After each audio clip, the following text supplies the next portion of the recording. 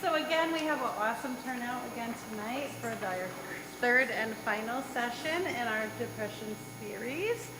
We've learned about the primary care aspect of diagnosing and recognizing depression, and we've learned about resilience and weathering the storm. And now we're very fortunate to have our own Dr. Jim DeGiovanni sharing with us an everyday guide for understanding and living with depression, which I am super excited about. I know just in the brief interactions that we've had around issues like this, that you have such a nice way of just offering very real, concrete ways just for people to pay attention to their own wellness, and I appreciate that. This is from the wellness team, which Thank you. You're very welcome. I'll save that for later. Okay, very good. All right, and with that, we'll get started. Great. All righty, well, thanks for coming out again on a Sunday, late afternoon.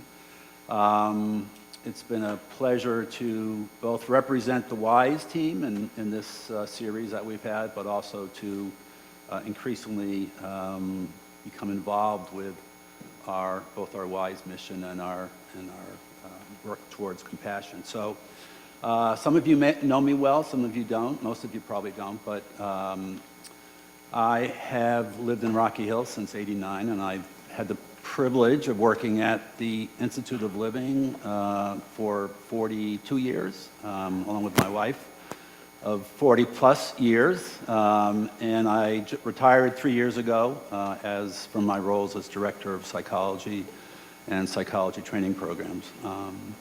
And I maintain a small private practice to continue my community work. So there is a lot to talk about when it comes to depression. Today I'm really going to focus on my area of expertise and interest, which is really about the psychological and in some ways behavioral components of what can we do. Depression is an experience that most of us will encounter at some point in our lives. So I hope that I can provide some very easy and usable skills that we all can use to manage the increasingly complex world that we're living in. So a couple of comments on the content. I've been interested in, I guess, what would be called positive psychology for a long time. Meditation, hypnosis, mind-body relationships, health psychology, and I've been very much influenced by and interested in some of the contributions from Eastern forms of thought. So I'll be talking a little bit about that tonight. We've already heard some really important comments about the importance of compassion, so I'll include a little bit about that as we go towards the end. You all have a handout. There's a ton of resources in there. Also, there's a one extra sheet that is something that I'd like you to take home. I'll walk you through it before the end of my talk in terms of some daily practices that you can engage in that I found helpful, and many of the patients that I work with have found helpful around this issue. So I do not want to be up here lecturing for an hour, so please, this is really a discussion opportunity. Please stop me, ask questions, comments. If there's anything you want to disagree with, please do so, because that's just an opportunity to learn something from each other. So with that said, I will start, and I'll be keeping a note, a list of some questions that you might have that I might table for later in the discussion. So, all righty. So quick follow-up from Jim's discussion on the 16th. The seasonal affective disorder, it's very popular in the news. Basically, it is a form of depression that is often occurring between November and the early parts of the winter due to the decrease in light.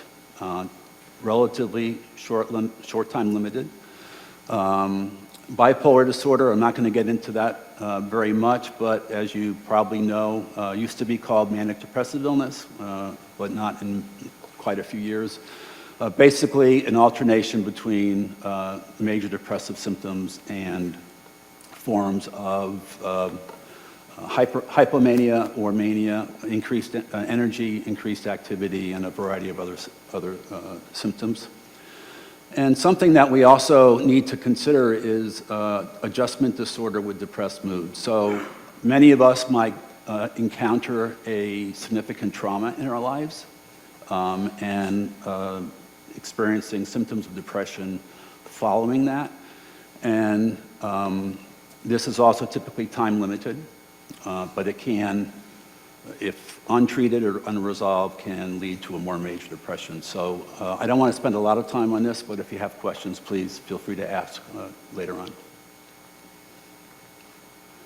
Okay, let's talk about depression. We tend to focus more on the mood component of depression, but really significant or major depression really consists of three different kind of categories of experience.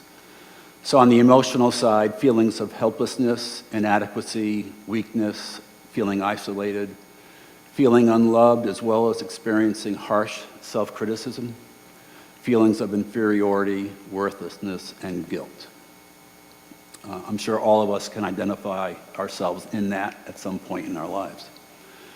The other piece, which we don't often consider but is critical in terms of the impact of depression on our lives, which is we can have convictions of guilt.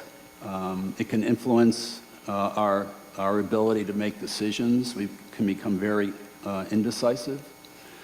We can have low self-regard, critical symptoms of impaired attention and memory and concentration, and at times suicidal ideation. Depression as an illness accounts for the greatest percentage of disability in the United States because of these two primary categories really impairs our functional abilities, our ability to work, our ability to study if we're in school, and take care of other life responsibilities.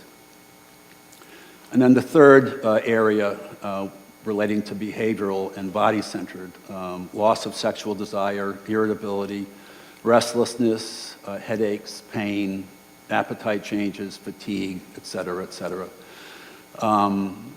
Men in particular who aren't all that comfortable talking about their feelings typically, more than women do, experience anger and irritability and restlessness as primary symptoms of depression. For many years, we used to refer to what was called masked depression in men, especially use of alcohol and other substances were forms of depression as well.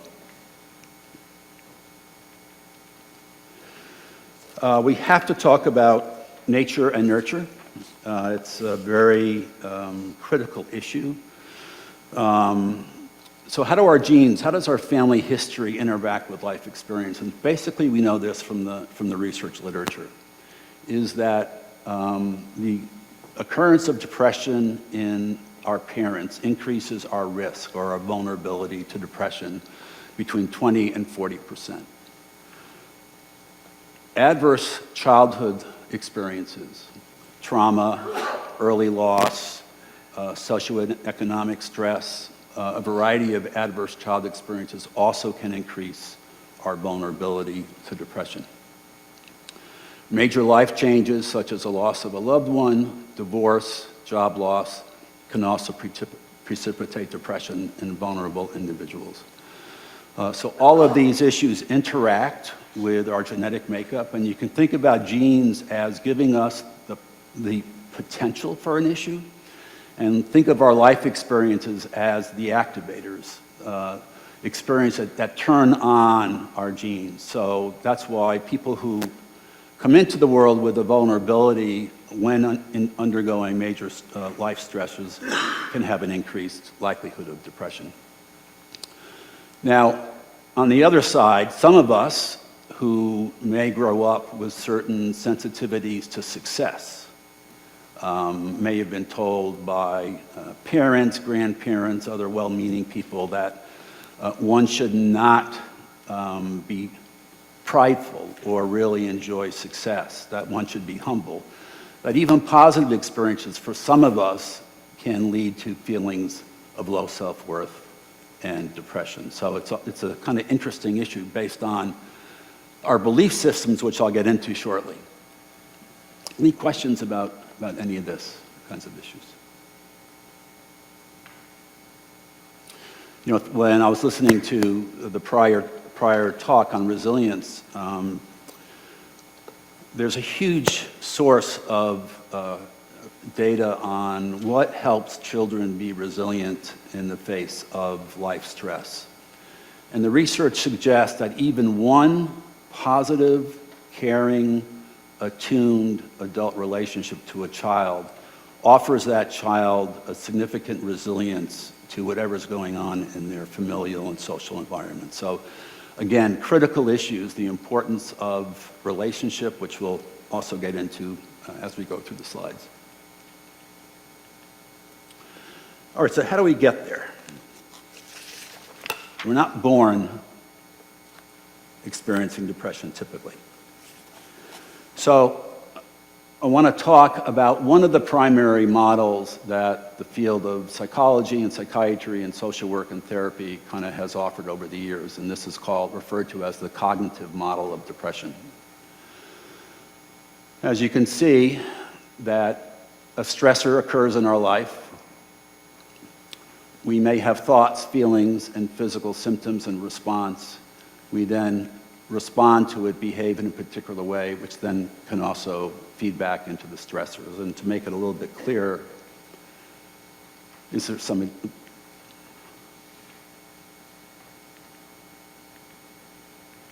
Yep, okay. So, critical issue when we think about the relationship of stress and what we think and what we feel. So all of us have a set of core beliefs about the world.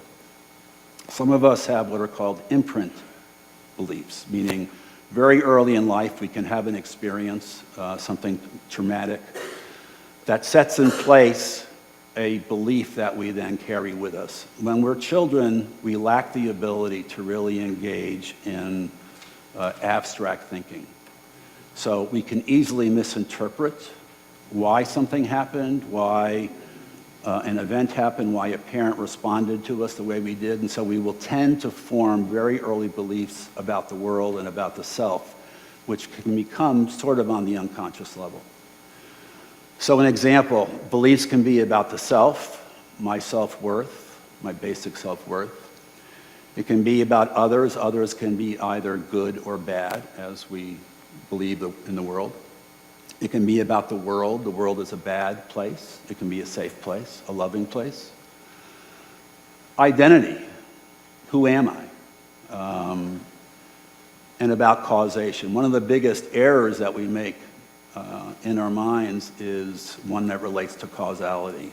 I can't tell you how often my patients have talked about, I got into a fight with my loved one that morning and they got into a car accident on the way home. It's because of me. If I hadn't gotten into that argument, if I wasn't angry, if I didn't make that person feel badly, that would not have happened. So we all carry those around with us all the time. A situation, for example, you meet a new person and want to ask them out for coffee. If your core belief is one that I'm not worthy, you might have a thought of why would they ever go out with me? And as a result, you may not ask that person. If your core belief is one that includes I am worthy, I might have a thought that we might have fun if we go out, and as a result, I ask to go for coffee. So this is, if there's one slide I really would like you to kind of keep revisiting afterwards, is the central part, which I'll get to. So there's a trigger in our experience. That, coupled with a core belief about that, leads us to construct a particular meaning about that event. And it's the meaning that we give that then creates our emotional response. That central circle, that's something we have say about. that we can all learn to have say about the meaning or interpretation that we're going to give an event. And a lot of therapy that you might engage in really focuses on that meaning. Those of you that might be familiar with Viktor Frankl's Man's Search for Meaning, and if you think about all the things that have come out following the Holocaust, for example, that the field was very interested for many years as to identifying factors that helped some survive and go on to have a meaningful and fruitful life with less adverse impact from that horrible experience versus those that really came out in a much more negative and impaired way. And what they have found out, as one example, is that it's really about the meaning that we attribute to our experiences that really influences what we think, how we feel, and how we act. So this is the one area that we have some say about, and we'll go through some slides later that will kind of lead you through step by step.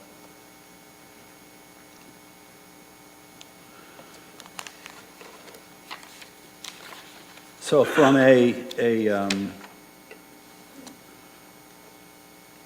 therapy point of view, this is very much coming out of what's called the cognitive behavioral model, which really focuses on the relationship between cognitions, thoughts, feelings, and then behavior. So this has been with us for a very long time. This is a list of what are called cognitive distortions, and a lot of therapeutic approaches are designed to help somebody actually begin to modify some of these issues. But these are, in depression, these often are very prominent.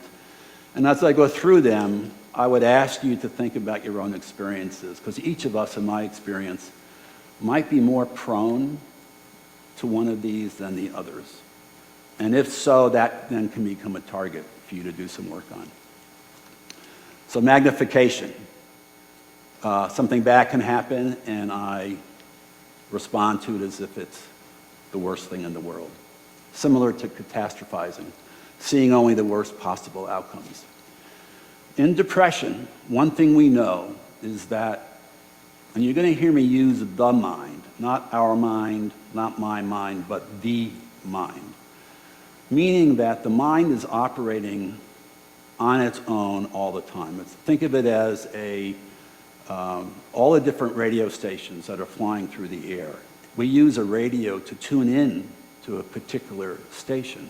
The same is true with our minds.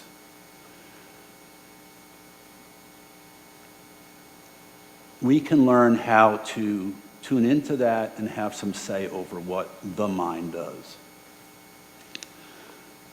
If you are depressed, if you're experiencing depression and you have a positive experience, it's very common to minimize that. That was just lucky. That person is just being kind to me. They really don't like me. So they can minimize even positive things that might be entering their lives. Overgeneralization, making broad interpretations from a single event. Magical thinking, thoughts, actions, or emotions that influence unrelated events. For example, that example of having gotten into an argument in the morning and something bad happened. Personalization, believing that you are responsible for events outside of your control. Very, very, very common central issue of depression. We tend to personalize things that happen and why things happen. Jumping to conclusions without evidence. Emotional reasoning, assuming that emotions reflect reality. So when we are children, this is a normal way of thinking, that we haven't acquired the ability yet to reflect on our emotions. So Daddy yelled at me, therefore he doesn't like me. It's my fault, jumping to conclusions. Mind reading, thinking that I know what you're thinking. You must be thinking something bad about me, and so I react accordingly. Should statements, thinking that things should be a certain way. And all or nothing thinking, thinking in absolutes such as always, never, etc. I would strongly encourage you to begin to notice how often you use those words. Because when you are using those words, you are leaving out a whole bunch of other information. If I could share a story from our life together. My wife likes to have the dishes washed a particular way. I like my way of doing it. So I thought I was going to be an attentive, good husband, so I was determined to do it her way. And on the sixth day, I reverted back to my usual way. And I heard her say, "You never something." So I think I say,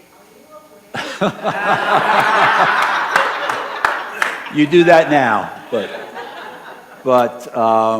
and being able to catch that and say, well, that's not really true because I did it 5 of the 7, and I'm sorry I did it today. But we can get into really bad habits, so I encourage you to be mindful about how often you use that.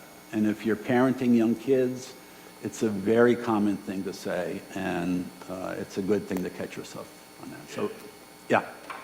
So, Sean from the Zoom group Yes. asked if you could please speak to the difference of depression, a usual experience most people have attached to a direct event or episode, and clinical depression, presented by the Canadian. Yes.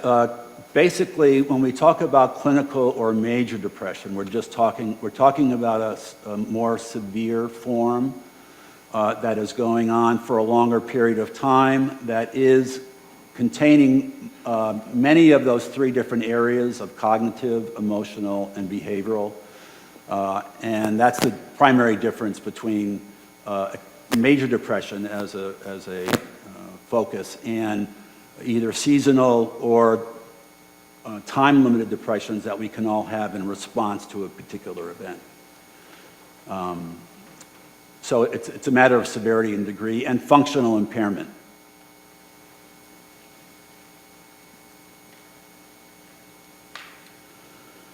So before I get into what we all can do about these experiences, any other questions or comments? Yeah. Is there anybody who isn't depressed sometime? Well, it depends on your definition of depressed.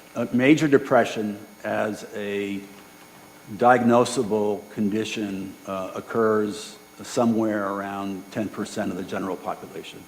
But yes, we all have periods of what would be called mild, probably mild, and sometimes moderate depression, but not the more severe types of depression. A lot of people confuse sadness with depression, and sadness is more of the mood part without the cognitive changes in attention, concentration, and memory, and without the behavioral impairments.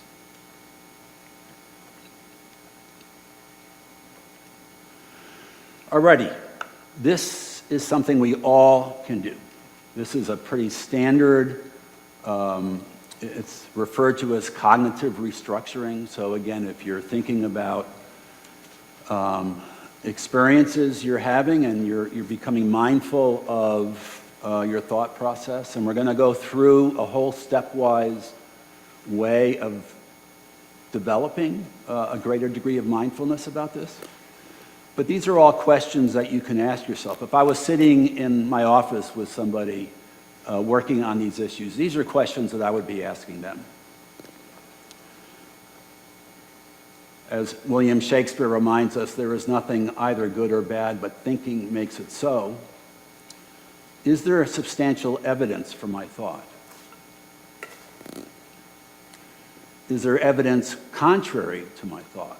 Because we know that when the mind is in a state of depression, it typically is looking for what's called confirmatory information.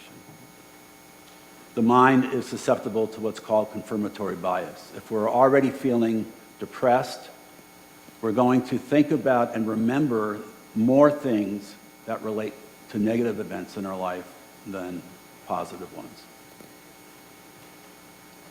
Am I attempting to interpret this situation without all the evidence? What would a friend think about this situation? Another very important question to ask yourself. If I look at the situation positively, how is it different?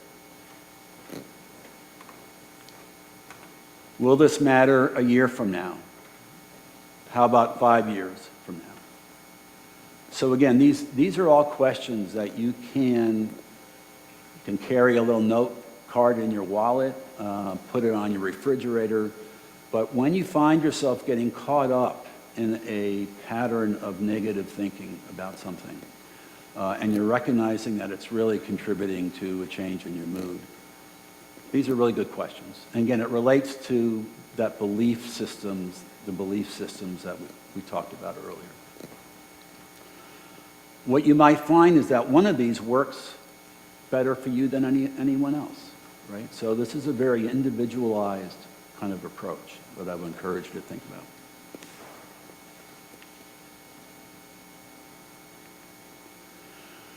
Okay.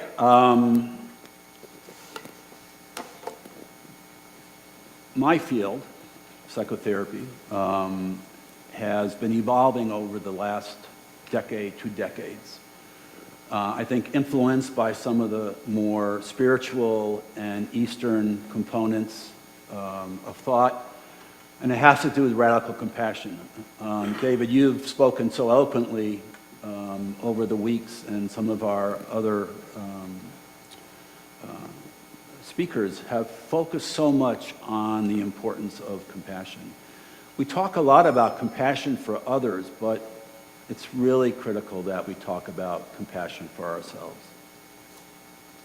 I think of self-compassion, which we'll go through, as kind of what the airline staff tell us about the oxygen masks coming down, that we have to grab one for ourselves first before we can help other people. And so I want to go through this. The sheet you have has this stepwise process in it. And this is taken from a book titled Radical Compassion, Learning to Love Yourself and Your World with the Practice of RAIN. And it's written by Tara Brach, who is one of the preeminent writers regarding self-compassion and compassion. So we'll go through this a little bit.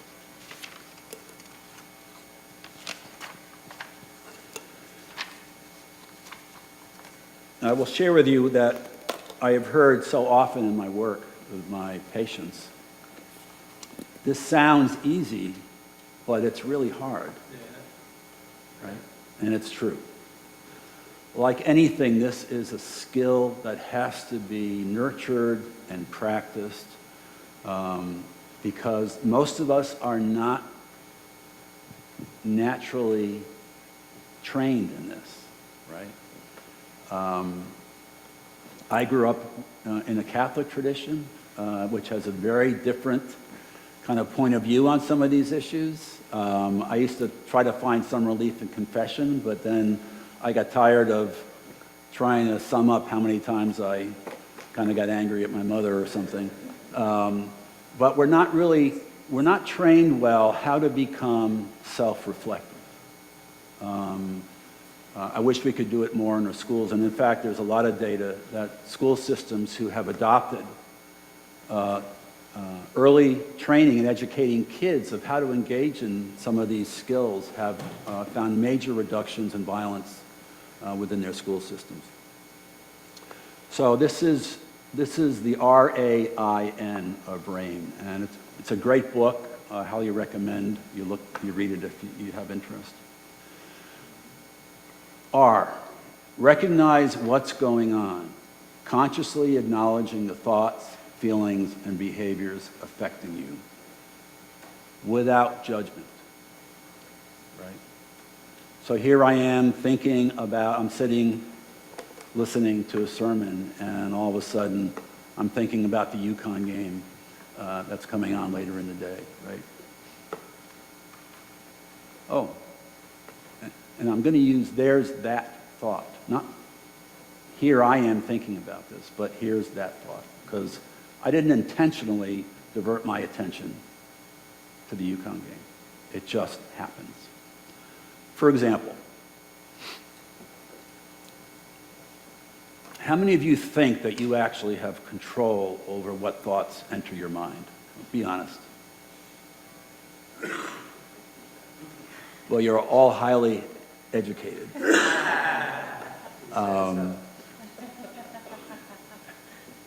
If you ever encounter somebody who is trying to convince you that we do have thoughts, control over our thoughts, and we shouldn't think something, just ask them to not think of a pink elephant.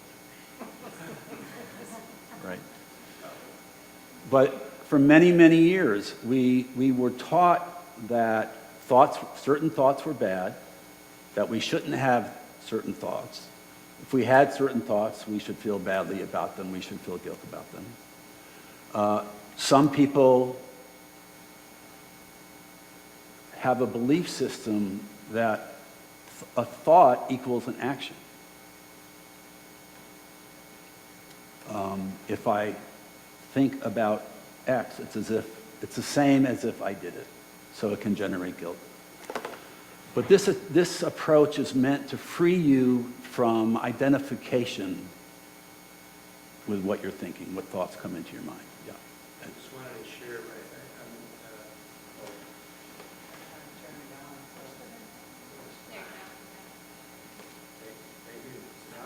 No.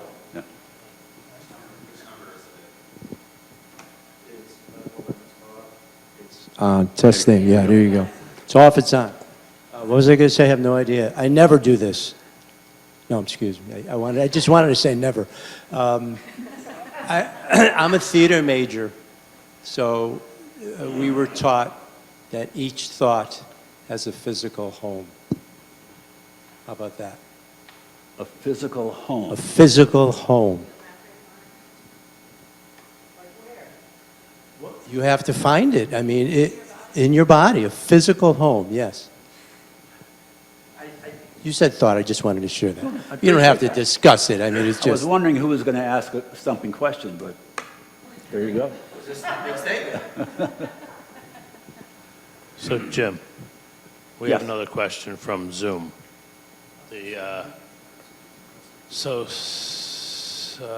Has a background in, let's see here. He's in New Haven. If the speaker feels comfortable talking about the stop technique briefly used in DBT, I think it would be helpful for all the participants.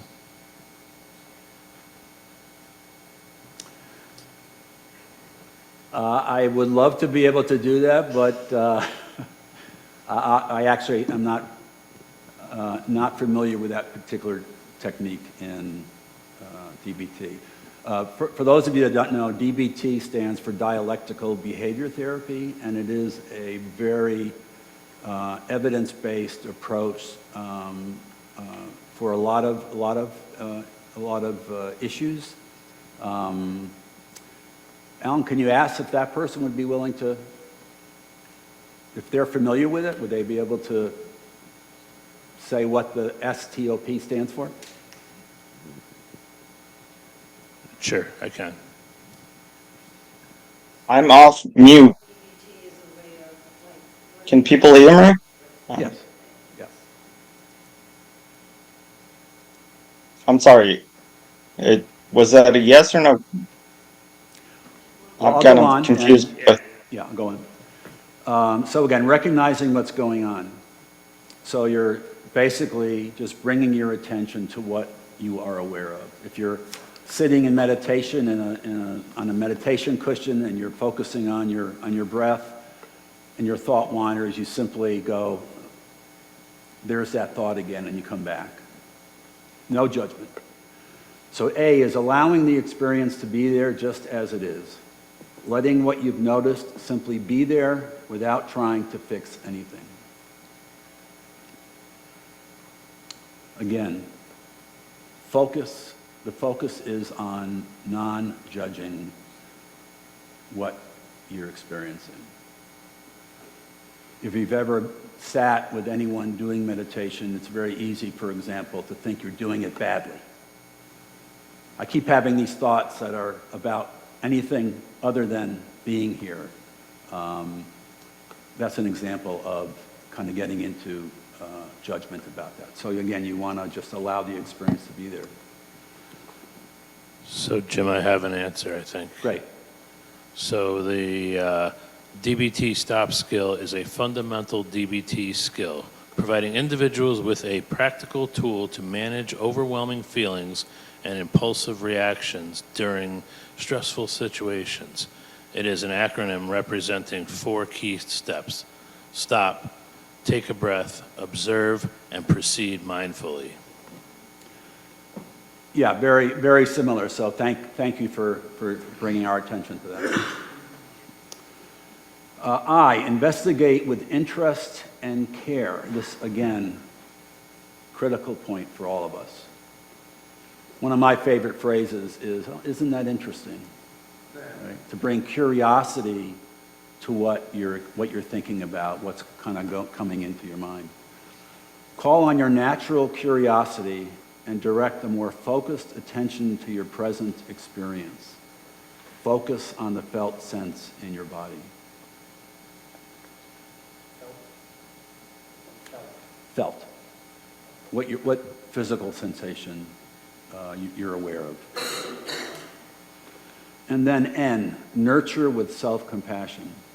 Try to sense what the wounded, frightened, or hurting place inside you most needs, and then offer some gesture of active care that might address the need. A message of reassurance, forgiveness, companionship, or love. The sheet that I gave you has a little bit expanded content to the RAIN process, so I encourage you to kind of go through that. I don't know if it was a year ago or so, but I was really caught on TV. There was a commercial, I think, for Verizon, and it was about 2 loved ones who were thousands of miles apart, who were feeling very isolated and alone, and it was some type of physical, like a vest you could put on that would kind of hug you as you were talking to your loved one. And that kind of really is an example of nurturing. Some of us need a hug, right? You can put your hand over your heart and imagine feelings of love or compassion kind of be there. You can say, "I'm okay.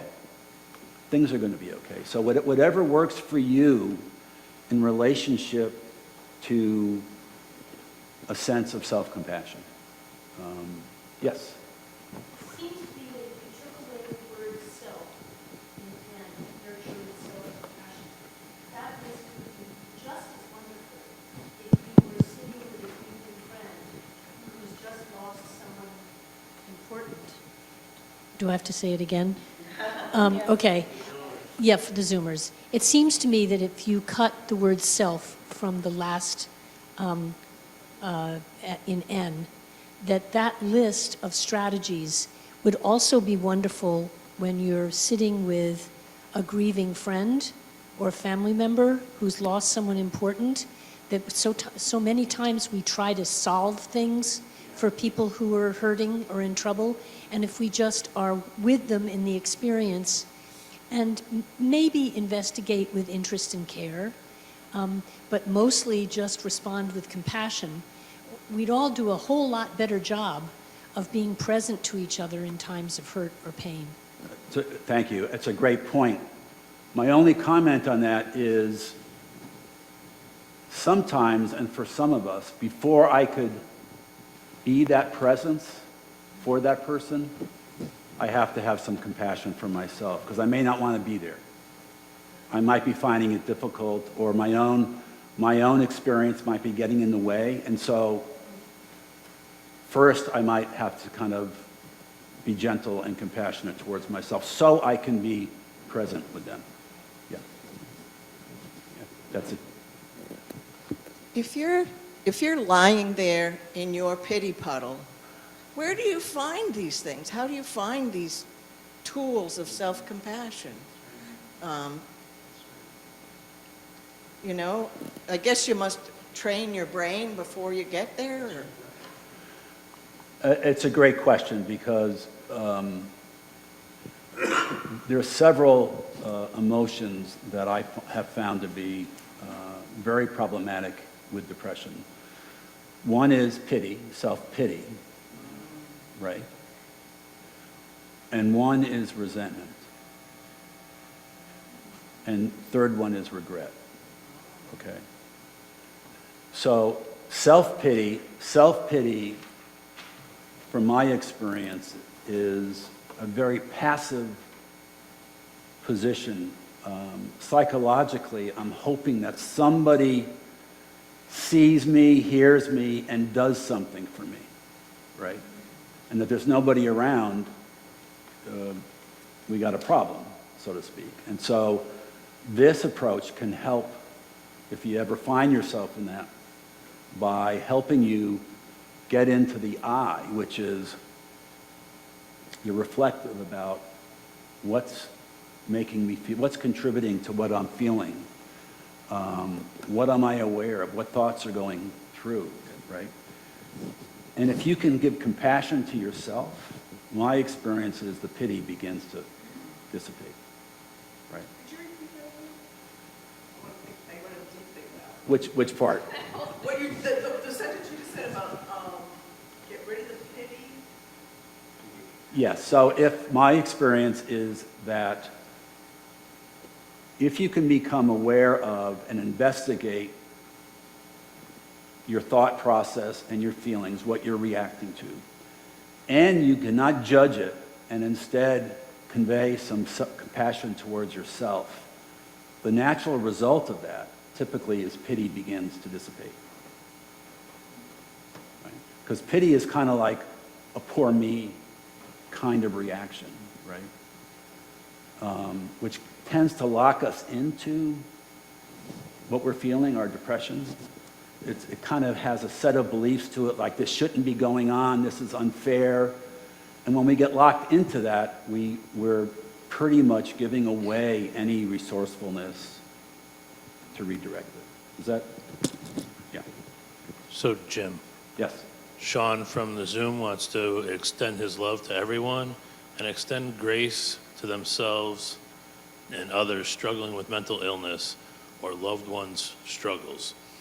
Many struggling with mental illness are just looking for someone to listen to, build off the last statement. Self-care and grace, but people will encounter those that are not willing to get help, and then you have to have compassion for yourself. Thank you, Sean. Yeah. Jim, could I just? It is on? Okay. I just wanted to tap into something that Betsy said, and you said sort of said it in passing without a lot of attention to it, but so we practice it before we get there.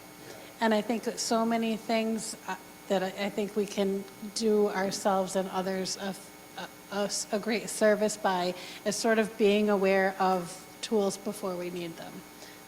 And that's one of the things that I'm really hoping that this series does for people is sort of kind of equips your toolbox so that when you encounter either for yourself or somebody that you care about a situation like this, you'll kind of be able to draw from, wait a minute, let me think about rain, or whatever it is that you can think about to help. These are skills. They require a lot of work, especially if you're not already kind of inclined in that direction. So, yeah, good point.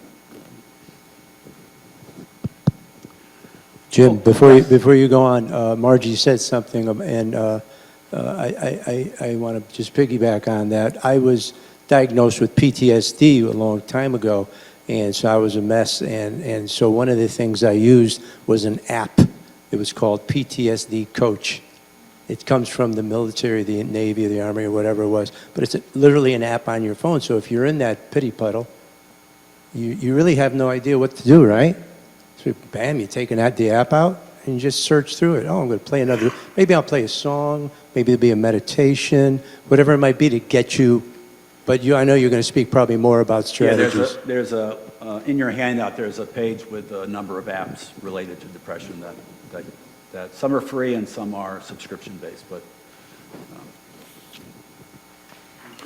Ed, that's a great point, because what you're reminding us is that one of our primary steps is to do something that breaks are set. Singing, putting your face in cold water, something with a strong sensory base, something that kind of literally changes your physiology can be a way to kind of step out of that, so that you can then engage in some of the other tools and skills. Okay, talk about some coping skills that are available to all of us. Behavioral activation. Depression, when it is with us and carrying us around, tends to get us to stop doing things that normally would bring us pleasure. And when we stop bringing something positive into our lives, it actually can exacerbate the depression. So one of the basic strategies in a lot of therapy with depression is getting up, doing something. So many of us think, I can't do that until I feel better. Can't tell you how often I've heard that. We can do things even when we're depressed, even when we don't want to. So it's really getting ourselves back into, and if you have somebody in your life who can help you with that, even if you're living by yourself, having an arrangement where somebody's going to call you up and say, hey, I've taken the dog out for a walk today. Critical issue. Social support. We keep hearing how important relationships and social support is for our well-being. So again, I just strongly encourage you to think about that. That includes the church, yes, absolutely. Yeah. 3 good things every day. Wake up in the morning, take a moment. What am I grateful for? Midday, what am I grateful for? And I have another sheet that we'll go through. And at the end of the day, looking back on your day, it's so easy to look back on your day and think about what I didn't do. It's critical that you spend some time by the end of the day thinking about something that you're grateful for. Mindfulness, and we'll have the next couple slides, we'll get into that much more deeply. But again, practicing mindfulness, just being more aware of your experience, your surroundings. There's a new research coming out on what's called awe experiences, AWE. And they're finding that simply going out in nature or wherever you are and opening yourself up to something greater than you, it can be in church, it can be with friends, adds life expectancy of some degree. And so it's critical about just opening yourself up to what's out there. Putting your values into action. Right? There's a basic rule for me in my work that when we engage in actions that are incongruent with our core values, we always will pay a price. Either anxiety or guilt, which can lead to depression. So again, as we've been reminded to eloquently in our recent services, putting your values into action. Right? What kind of person do I want to be? What will make me feel good today in terms of who I am and how I engage the world? And seek out experiences of awe. So, what is mindfulness? There's a ton out there. You can read many things, but very simply, it's an active, open attention to the present, observing your thoughts and feelings without judgment. It's an awareness of internal states and surroundings, helping avoid destructive habits and automatic responses. Noticing present thoughts, feelings, and sensations without judgment, creating a state, what the Buddhists would call non-attachment. Many years ago at the IOL, we had a wellness day for physicians and nurses and all the health providers at Harvard Hospital. And I was leading a workshop on some meditation and some mindfulness skills. And I had several nurses who were working in the cardiac unit saying that we don't have any time for this. Don't you know how busy we are? We have patients to attend to, da-da-da-da-da-da. Probably teachers could say the same thing. And when I encourage them to ask themselves, do you have 30 seconds when you're walking from one patient to the other, or from a patient's room to your nurse's station? Their heads all went, yes, they do. Even that 30 seconds of simply practicing an open, mindful approach can help reduce your stress level, reduce your stress hormones. One of the ways that you can self-test if you're still working or you're busy during the day, if you are driving home and by the time you get home you're still carrying stress from work, you're still thinking about work or thinking about something that happened earlier, it means that you're not actually engaging in enough moments of reset. So I encourage you to spend the time that you have either walking home or driving home to use that time in whatever way works for you, listening to the radio, singing, whatever, looking outside and noticing the surroundings as a way of kind of decompressing.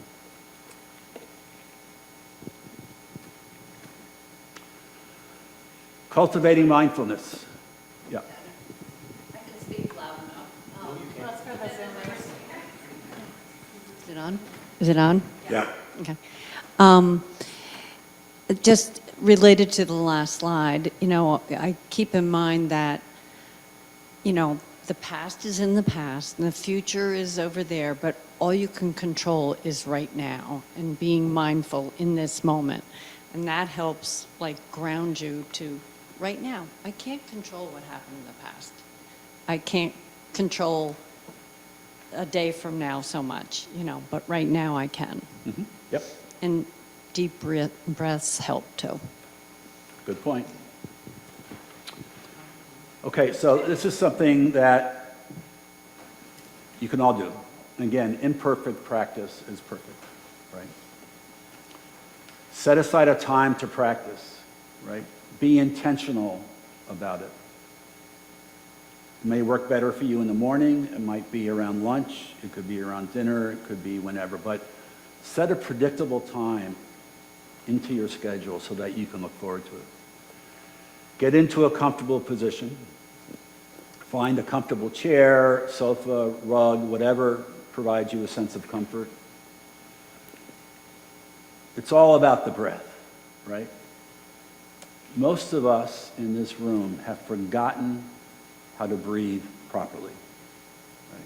If you ever watch a baby breathe that's laying on its back, you watch their diaphragm rise up. Most of us have become upper chest breathers.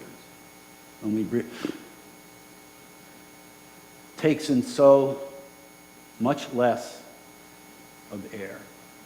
And learning how to do diaphragmatic breathing is a very simple skill. You can lay on your bed, put a hand on your diaphragm area, and just imagine a balloon kind of inflating and moving your hand up and letting go.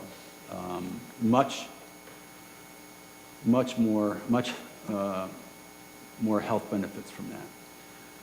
You do an inhale, and you're just bringing your attention to the sensations that come up with your inhale. Notice distractions that are coming in.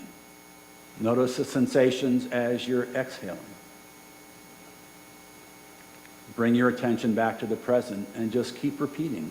Set a timer for 5 minutes or however long you have to do this. This is just another way of kind of learning how to keep yourself in the present moment.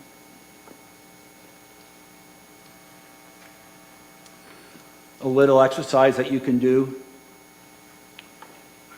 Again, you repeat this 3 times. Settle, find a comfortable place. Notice the sensations present where your body makes contact with the chair or floor. Breathe, noticing the sensations. And then, kind of like rain a bit, reflect. What did that feel like? Right? Most of us haven't acquired a great ability to actually describe our experience. If you were describing it to someone else, what adjectives would you use?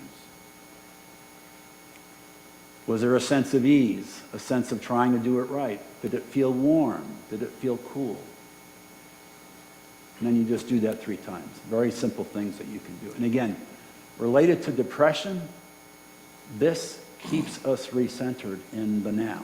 As Sarah was reminding us, is that depression, in a way, you can think of depression as being remembering something bad that happened in the past and then imagining it in the future. And you're going to be reacting to what even hasn't happened yet in the same way that you might have felt when it did happen. So it's about learning how to cultivate the sense of present-mindedness. So Jim, Yes. Sean says mindfulness can be as easy as self-care, hygiene in the shower, shampoo, body conditioner, cleaner, in a specific order, and notice each part in the process, morning, evening, or a cup of tea, once you get home, and noting each step of making the tea or coffee. Great point. How many of us have been in the shower and couldn't remember whether we washed our hair? Okay. That is because we are not mindful. We are not present. We're thinking about something, about work, about kids, about whatever. So again, great point, Sean. Even in the shower, you can practice mindfulness.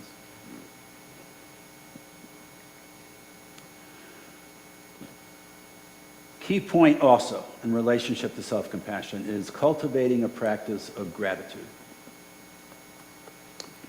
But getting back to your question about pity, right? Gratitude is a great antidote for pity. Lots of ways that you can do it. Reflect on something small. I walked out of the car this morning, parking in the parking lot, and my first thought was, it's warm. Warmer. Right? Reflect on a stranger, the smile that somebody in the checkout line gave you when you were checking out. Reflect on the tools that you use. Being grateful that I have this portable mic, I don't have to hold something or speak into this. Reflect on an acquaintance. Reflect on a loved one. Reflect on something you're grateful for today. I really like number 7 too. Reflect on something challenging. Right? Something challenging gives me an opportunity to learn something new or to discover I need help with something. And then reflect on yourself. Lots of opportunities to be grateful about something. I love this book. And people that I've given it to have also found it very, very useful. I highly recommend that you read it. It's called The Book of Joy. It's written by Douglas Abrams, but basically it's a conversation between the Dalai Lama and Reverend Desmond Tutu from South Africa around, from their 2 traditions, how do they understand suffering, and how can one experience joy in the context of suffering? And it literally is a conversation back and forth.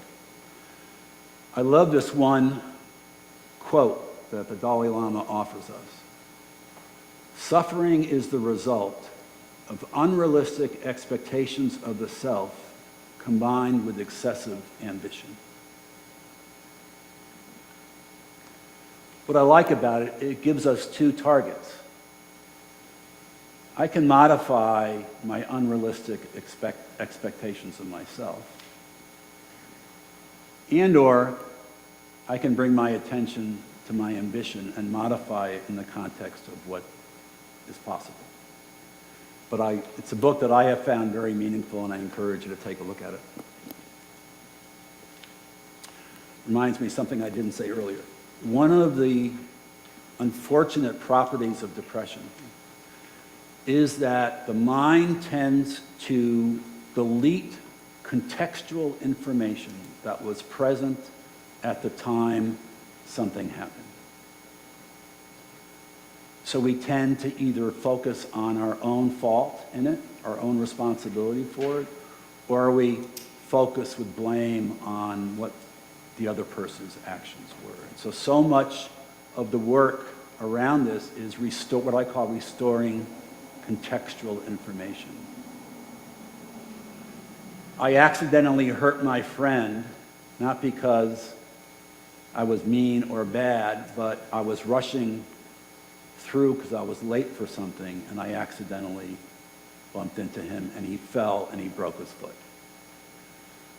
Different kind of way of interpreting the meaning of that. So one of the things that if you have someone in your life who can keep reminding you about the context of the event. Getting into that argument with so-and-so this morning was really a two-way street. You both contributed to it, and it has nothing to do with what happened later. So again, just another thing I wanted to comment on. The self-compassion and compassion field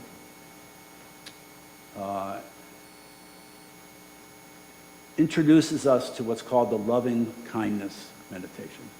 And I think it's a very useful thing that you can practice every day. And it's a simple 4-phrase poem in a way that you can repeat to yourself over and over again. And like I said, compassion always has to start with the self. May I be safe and protected from inner and outer harm. May I be happy and contented. May I be healthy and whole to whatever degree possible. May I experience ease of well-being. So take a moment if you're interested. Take a breath. Try to get present and just quietly say this to yourself. And just be curious about what your experience is.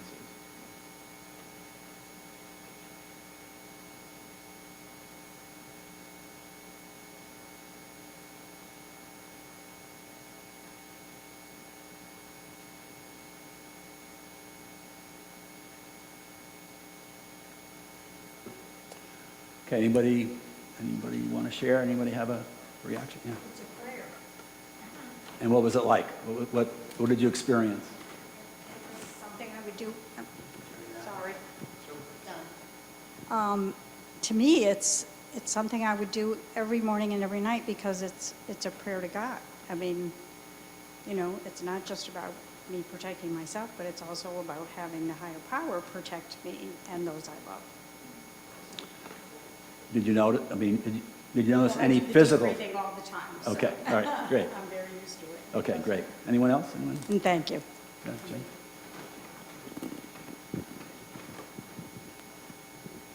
I was kind of astonished in such a short period how this feeling of just kind of washed over me, of being calmer and just being more at ease. It was kind of startling. Great, thank you. Sharon.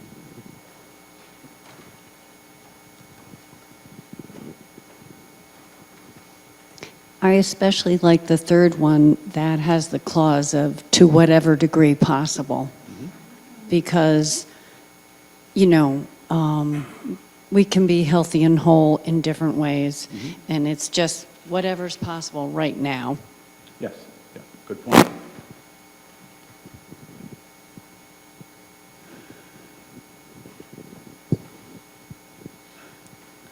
Making those statements made me smile because it's not often that I speak so nicely to myself.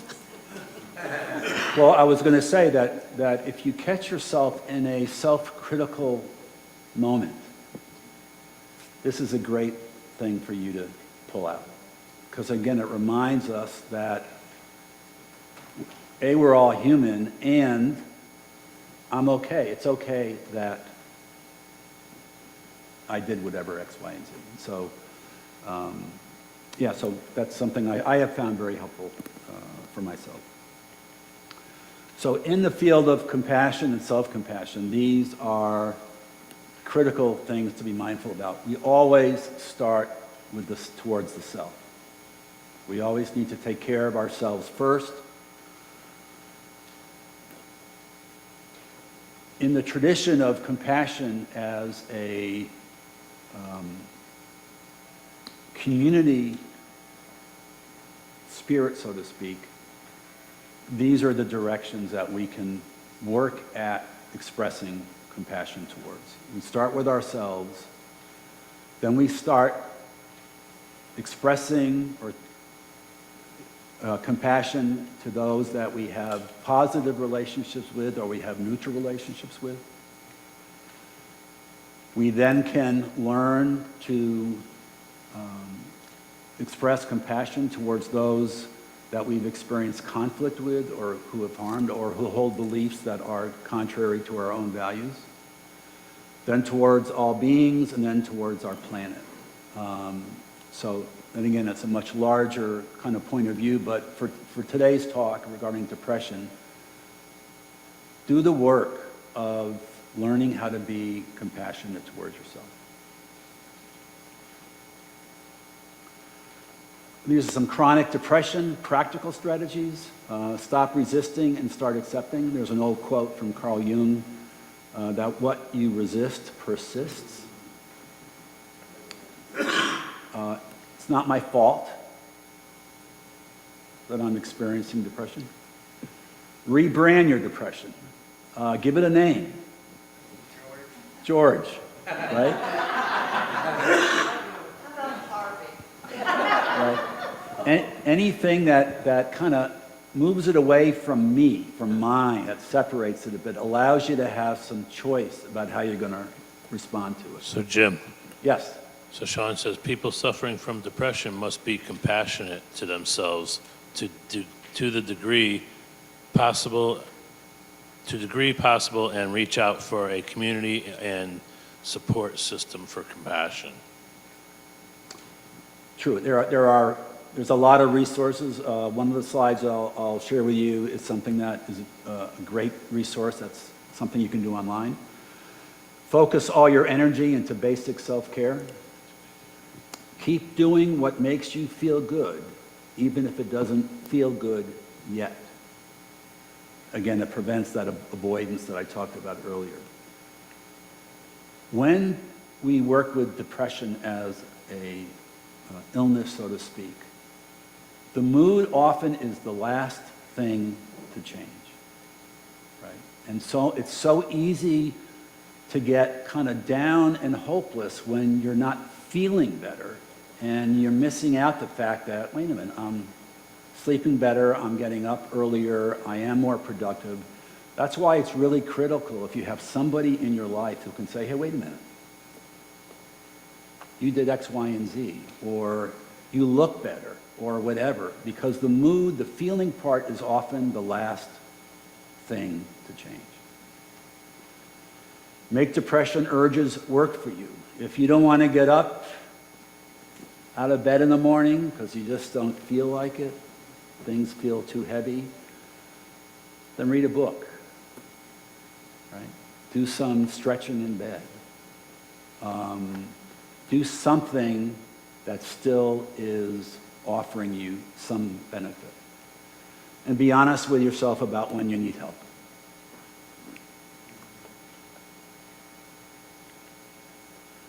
Uh, 10 tips for reaching out and building relationships. I won't go through all them all given our time. It's in your handout. This is a 24-page online free workbook for parents who may have adolescents who are struggling with depression. These are a bunch of apps that are available that you might take a look at. Other resources, a long list of things. Local resources to bring to your attention, the Institute of Living in Hartford, CHR Community Health Resources, Intercommunity Mental Health, Klingberg Family Center, your PCP. The majority of antidepressant medications are prescribed by PCPs and APRNs. There's a tremendous shortage of psychiatrists and now, unfortunately, psychologists who are staying on insurance panels. And so if you have a good relationship with one of your primary care physicians, please talk to them. They should be, as Jim shared with us, they should be asking you about whether you are having depressive symptoms, but be an advocate for yourself. And if you know anyone who feels uncomfortable advocating for themselves, please be a support and encourage them. Reading lists, books that I have found kind of interesting and useful, so I have it there for your reading. If you're interested in self-compassion, I highly recommend that you go online and access this. It's the Center for Mindful Self-Compassion. It was started by a friend and colleague in graduate school, Chris Germer, who's located in Boston. It's a worldwide foundation, really centered around with all the main voices regarding self-compassion and compassion and the importance for the world. So I recommend that you take a look at that. There's free meditations on there, some that are short, some that are longer. A lot of good things to kind of see there. And these are just some references for today's talk. So, Jim. Yes. Sean says that help is there. A bad day or hour or minute is not a bad life. There are resources and hope. Yes, thanks, Sean. Any questions? Yeah, Jim. So I just love all of what you've given us, and there's just a lot if you kind of dig into it to work with. But how long do you take it? How long do you stay using and trying these things? And what are some of the triggers that ways to help yourself say, I might need more help? Great. And that's great question. I would say the primary alert should be if you are finding a major area of your life becoming impaired because of your symptoms, whether you're no longer capable of performing your work responsibilities or your self-care responsibilities or your relational responsibilities. That's the red flag to say, wait a minute, I've tried, I'm doing better, but I need help. And that should be the trigger when the functional aspect is really impacting your life. Yes? I have a friend in Florida with whom I have repeated conversations about her health. And she is in pain every day, and that's been depressing her for a year. I don't think that any of this would help her if she's in pain every day. And another comment I have is that you're talking about the medical profession. So many of my friends have said, the doctor comes in, meets with me, and rushes out. Yep. They don't have time to listen to you, really. And I don't know what to say to them. Because I think that's true. The medical profession is in trouble in this country, and our present leader wants to make it even worse. Yes. So Thank depressing. You. Yeah, thank you for... Rain. Thank you for raising that. So in relationship to your friend, yes, chronic pain can actually be one of the most critical precipitants for depression and anxiety. That is true. Jim, I have one resource. Yeah. Trying to figure out this. Don't try to turn it on. Just to add to your book of resources. Dr. Kristen Neff. Oh, have you yeah. heard? Yep. Self-compassion, and then she has the Mindful Self-Compassion workbook. Yep. Very good sources if anyone wants to add Thanks, those. Liz. Yeah. Oh, I didn't put it up there. There's a book written by John Kabat-Zinn called Full Catastrophe Living. And he was the creator and director of the stress reduction clinic at UMass Medical. And that book has a lot of very relevant components of this that are very specific to pain management. So yes, it is not, it's about can I live better, can I live with my pain in a more productive way. It's not about eliminating it or curing it, but if we go back to one of the earliest slides about that circle of meaning, right? Many of us can get into interpreting our pain and giving our pain meaning that actually becomes detrimental. So there are resources out there, and I'd be happy to share some with you related to that. And regarding the medical profession, yes, if you are feeling that your provider is not giving you the time to adequately understand what your needs are, then find a new provider and ask for other resources. There is help out there. There is a lot of self-help groups, a lot of other providers, and I'd, again, be happy to share some other thoughts with you about that. But unfortunately, that is the case. And again, many providers now in the medical field are only doing virtual. So again, it is a problem that we have to work together to kind of address. So, yeah. Hi, is it on? Okay. And this might not work for anybody, but first let me say thank you. This has been extremely helpful for me, first off. A couple of things that I've learned mostly through counselors and stuff. I have seasonal affective disorder. It took me a long time to be able to say that I had that. And a couple of things I found that helped me was, one, it sounds crazy, but it's called a happy light. And it's having light in the morning, and it's made to represent like the sun, and it really, for me, works. Might not for you, but it really works. And the second thing is journaling. Every single night before I go to sleep, I have a journal, and I write down, this is what I did today. Sometimes I say, I thought, and continue. I felt, and I continue. And then I do one of the things that you put up there, 3 gratitudes for the day. Sometimes it might be I pet my cat, or I'm in bed. But every day I do just what you said was 3, and it is so helpful to end my day. But I like your idea of starting your day as well as ending your day with that. Great. So. And one other book series that I started reading like 30 or 40 years ago when my mom had cancer, Bernie Siegel. Yeah. I still read his books 40 years after my mom's passed, so. Yeah, great.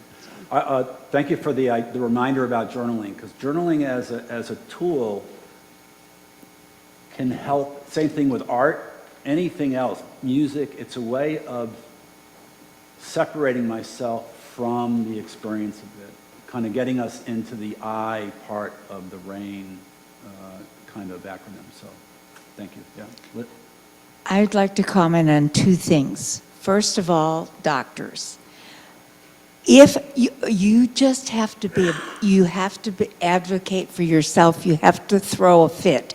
If you don't want to do it, you find a friend, a relative that will go with you and do it. And when you do, you get results. You really, George is the living proof. Yeah, but yeah, it does work. And unfortunately, we had to find out years ago that it works, but it's helped through life. Second of all, pain, and this isn't going to help. It does. There is different ways to approach it. I had a year where I had a spinal cord injury, and there was a lot of pain, and literally there are ways to help ease it in your mind. So I have a leading recommendation from Sean, that is The Art of Happiness by the Dalai Lama. Yep. Just read it. Yeah, there's a tremendous amount of interesting and helpful things to read. So thank you. Yep. Is there an Al-Anon version for dealing with for depression? You know, I know that if you're dealing with someone who's going through alcoholism, I don't want to enable, you know, but I do want to be supportive. Is there something similar for helping other people? I mean, you listed something if you're living with a teenager, but are there resources for living with? So the National Alliance for Mental Illness, NAMI, has some excellent support groups for family members. Some of them are specific to like what you're talking about, like for people dealing with substance abuse, but some of them are more general.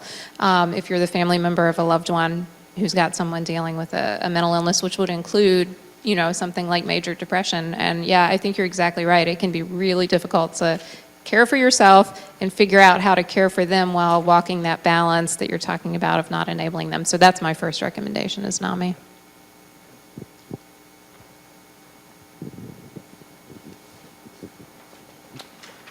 Any other last questions or thoughts? I appreciate everybody's input. And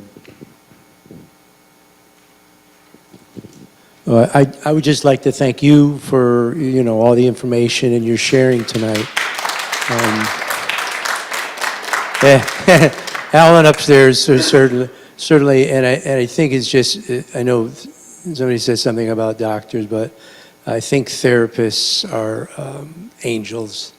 You know, they're just there to guide us. The person that I went was like, he would say, you know, I'm like the ranger, Ed. You're out on your own path, and you come to me every now and then.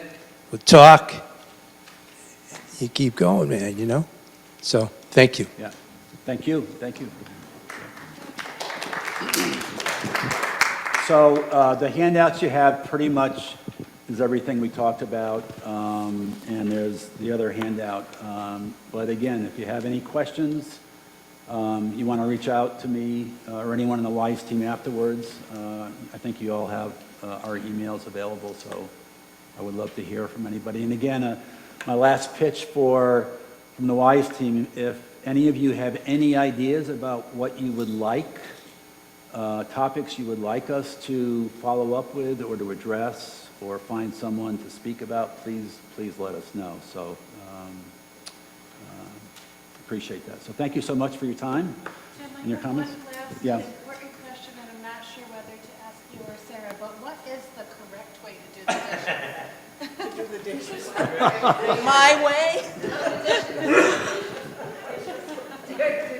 My way. To clean them the first time. Put it in the dishwasher.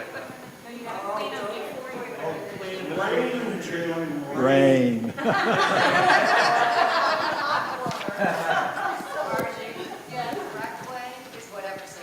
There you go. There's 2 letters that anywhere my wife tells me to put it. Yes, dear.